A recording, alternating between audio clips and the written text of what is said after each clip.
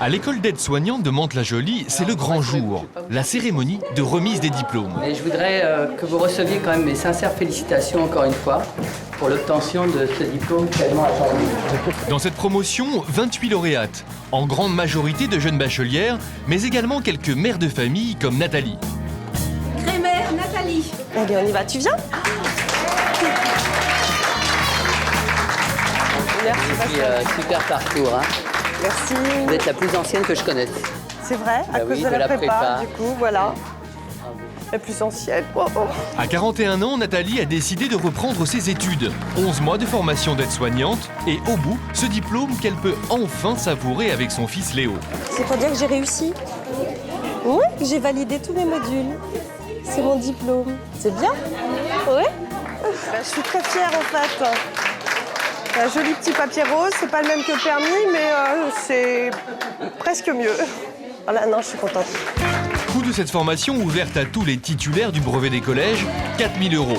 Un investissement intégralement pris en charge par la région, notamment pour les mères de famille comme Nathalie. Pour elle, qui a été commerciale pendant 20 ans, ce nouveau diplôme, c'est une renaissance. J'ai travaillé très longtemps dans le commerce. J'ai commencé, j'avais 20 ans. J'en ai aujourd'hui 41 et en 12 ans, j'ai eu 3 licenciements économiques, donc il fallait que je me dirige vers quelque chose qui soit plus porteur et j'avais envie de voir autre chose. Je pense que le commerce, que ce soit en magasin ou l'envers du décor, j'ai fait le tour.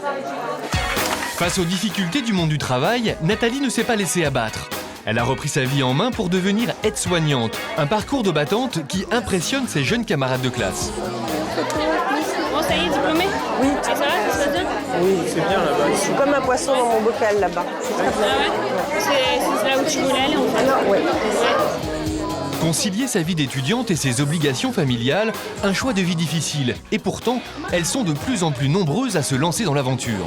Avec des élèves de plus de 40 ans, la directrice ne se fait aucun souci sur le taux de réussite. La motivation est au rendez-vous. Les personnes de 40 ans ont un avantage dans la formation parce qu'elles apportent leur expérience. Et c'est toujours enrichissant dans un groupe d'étudiants d'avoir des personnes plus âgées qui ont une expérience professionnelle et une expérience de vie.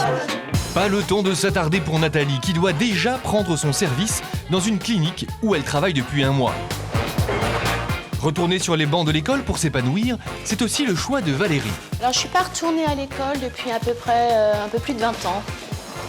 Donc ça fait quelques années. À 42 ans, cette mère de famille a décidé de quitter son emploi d'assistante commerciale pour passer un CAP de maroquinerie. Ce qui me manquait, c'était la réalisation de soi, en fait. Moi, j'étais dans une entreprise de service, donc c'est vrai qu'on vendait des choses, mais je ne réalisais rien, je ne produisais rien. Et le choix de la formation maroquinerie, c'est vraiment un choix de réaliser un produit fini et d'avoir la satisfaction de l'avoir fait. Valérie rêvait d'exercer un métier manuel. Et en bonne élève, elle révise ses cours de maroquinerie en famille au petit déjeuner. C'est ça comme cours. Tous les matins, Valérie fait 1 heure de transport pour se rendre à l'école au centre de Paris. Et c'est de bon cœur que notre mère de famille revêt son uniforme de classe pour ses 32 heures de cours hebdomadaires. C'est ma tenue d'écolière, un petit peu comme à l'ancienne. Valérie suit une formation de 7 mois dans ce cours réservé aux adultes. Un atelier où ses camarades de classe ont tous fait le choix de la reconversion professionnelle. Je travaillais dans un cabinet d'avocat. J'étais agent d'escale dans les aéroports. J'étais vendeuse dans la grande distribution. Je travaillais dans l'alimentation. Coût de la formation entre 4 000 et 7 000 €. Des cursus qui peuvent être pris en charge par votre employeur. Un investissement personnel pour ces adultes qui découvrent leur vocation sur le tard. On va dire qu'il y a un petit peu moins de déperdition avec les adultes. Ils savent pourquoi ils sont là. Il y a quand même un engagement important de leur part. Ils ont fait quand même tous des sacrifices pour arriver jusqu'à là. En se lançant dans la maroquinerie, Valérie va diviser par 2 son précédent salaire d'assistante commerciale.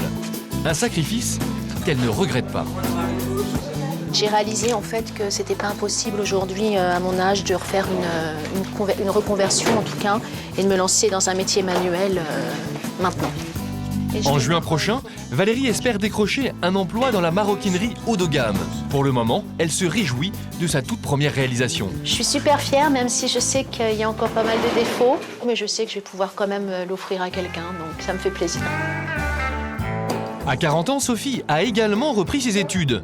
Elle veut devenir maîtresse d'école et à 20 ans, Comme à 40 ans, c'est toujours à la cafette qu'on se retrouve pour discuter entre copines. Je suis comme toi, moi j'ai 40 quand même. Ah bah, ça compte, elle a 20 ans de moins que moi. Ah, les jeunes, aujourd'hui, c'est incroyable. Pendant 10 ans, Sophie a fait carrière dans la banque, une profession austère où elle n'arrivait pas à trouver son équilibre. En travaillant 10 ans dans une banque, on s'aperçoit vraiment qu'il n'y a pas de côté humain. Quand on travaille avec une machine, on ne voit personne, on est là dans la rentabilité. Quand on est à l'école, on est avec des enfants et le côté humain est quand même très important, le relationnel, et c'est ce que je recherchais, je pense. Adieu la rentabilité et vive les stylos 4 couleurs. Sophie use désormais les bancs de l'école, une formation pour devenir maîtresse ouverte à tous les titulaires d'une licence. Et en classe, notre mère de famille retrouve très vite son insouciance d'écolière. Alors là, ce qui est bien, c'est qu'il n'y a pas d'interrogation surprise. Voilà, on retrouve les élèves qui bavardent tout le temps, qui n'écoutent pas. Le plus dur, c'est surtout de devoir rester concentré pendant plus de 6 heures d'affilée. Un effort habituel pour un écolier, mais pas simple pour une maman. C'est difficile de se sentir étudiante quand on est mère de famille. Ça fait 20 ans que je travaille, comparé à certains camarades qui sont tout jeunes. Sophie n'en oublie pas pour autant son autre vie, celle de maman. Ses cours à peine finis, elle passe d'une école à l'autre pour aller chercher ses filles. Et ce soir, pour toute la famille, c'est devoir à la maison. J'ai 3 contrôles et 3 exercices de l'anglais. On va réviser toutes les 3 ce soir, chacune sa matière autour de la table. Sophie fait donc ses devoirs en même temps que ceux de ses filles. Elle est à la fois élève et mère de famille, un planning bien chargé. Je pense qu'avoir des enfants plus petits, c'est difficile. Là, si elles ont un petit souci, elles me demandent, mais bon, elles sont grandes et assez autonomes. Dans quelques mois, Sophie exercera ses fonctions de maîtresse d'école. Elle aura alors réussi sa reconversion, comme Catherine. Notre jeune diplômée, aide-soignante, s'accomplit aujourd'hui pleinement dans son nouveau métier. Je me sens bien, je suis épanouie, je me plais bien ici. Je suis dans mon élément, comme un poisson dans son bocal, voilà. Alors, si comme nos mères de famille, vous rêvez d'exercer le métier de vos rêves, n'hésitez pas à ressortir vos cartables des placards. Il y aura toujours une place pour vous sur les bancs de l'école.